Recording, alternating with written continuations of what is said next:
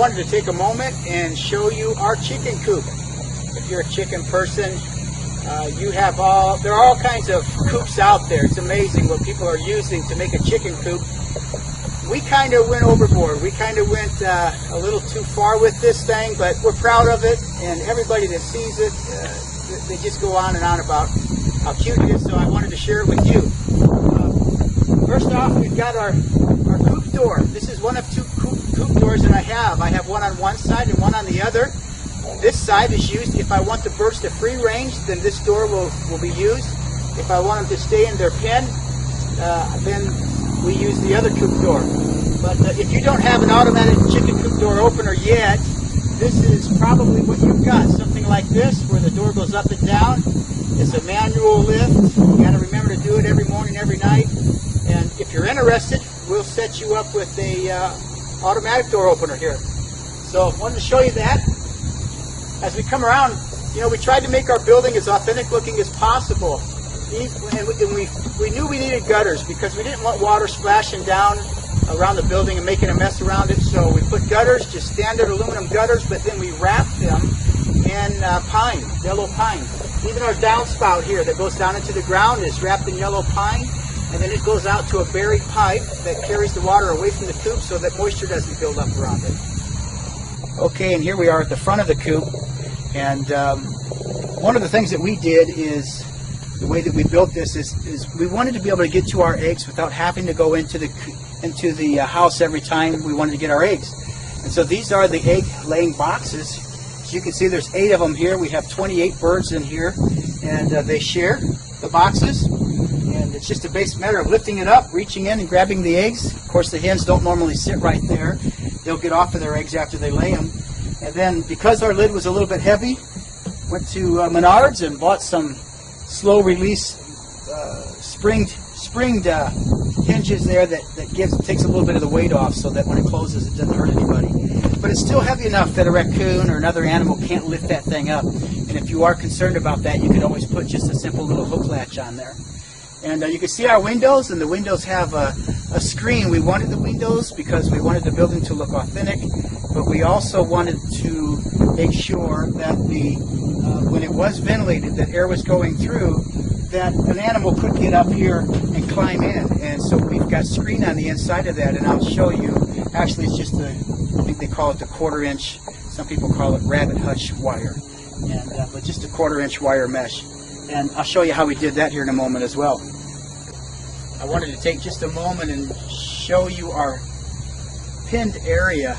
What we've got here is, these were 10-foot sections that somebody had given me, and I believe it's just like a dog kennel fencing, that you put them together and you can make a dog kennel. And what we did is we used them for our entire pin area here, went around it. And I was a little concerned because we have mink in the area, and our farmer neighbor, all 25 of his chickens were killed in one night by a mink.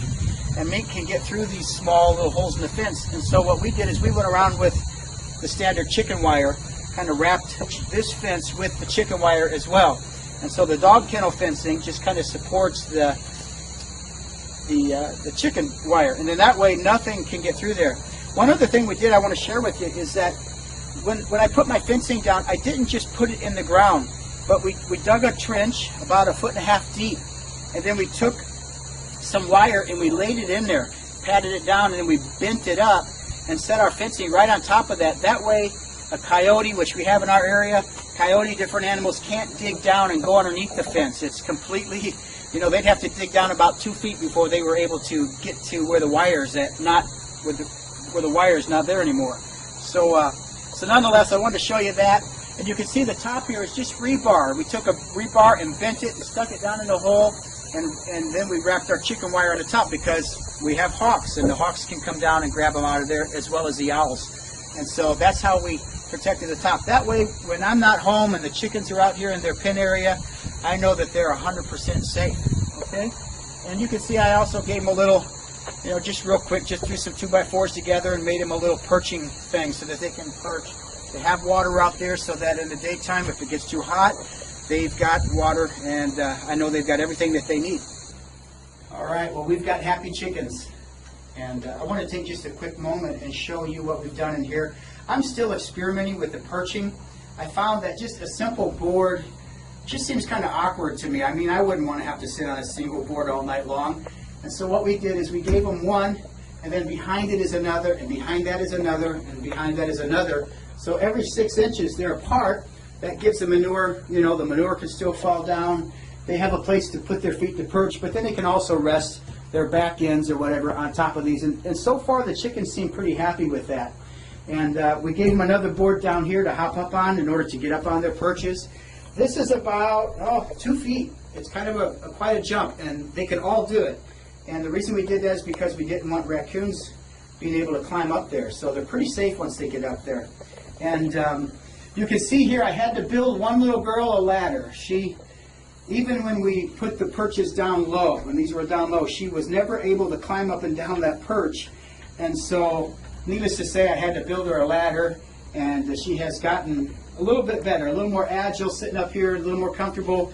And I think I've seen her jumping up on the perches on her own. So I'm about ready to take that ladder away. It was just there for training for her, I guess. And you can see we've got lighting. You know, you don't need to have all of this stuff, but we put it in. We put lights here so that if we want to heat it in the wintertime when it gets really cold, we can just put some red bulbs in there and heat it up, okay? And what else? Here's their door that they go in and out. And I wanted to show you this. This is the wiring around the windows. And this is just a cheap little window that we bought at Menards with just a screw, I think, is all we have in the bottom to create the hinging effect. And this is just a basic latch. And what my carpenter did was he took the wire, stapled it, kind of cut it to the size, and then he bent it, kind of bowed it, so that the window can never open any farther than that. And you can see the latch here. As I say, it just kind of, you can latch it so it stays in place. I've actually used it to, if I want to close the windows a little bit, I can still just latch that over. And it's locked in place. And we actually had a raccoon trying to get in here the other night. We saw his footprints all over the outside of the windows, but he couldn't get past that wiring. And that was just a little bit of genius on my carpenter's part. One other thing I wanted to show you is our cupola. It's an actual working cupola, and you probably saw it on the outside of the building here a moment ago. We have holes drilled up there. I think they were 3/4 inch, half-inch or 3/4 inch holes all along the top so that air can vent out. This is actually a working cupola where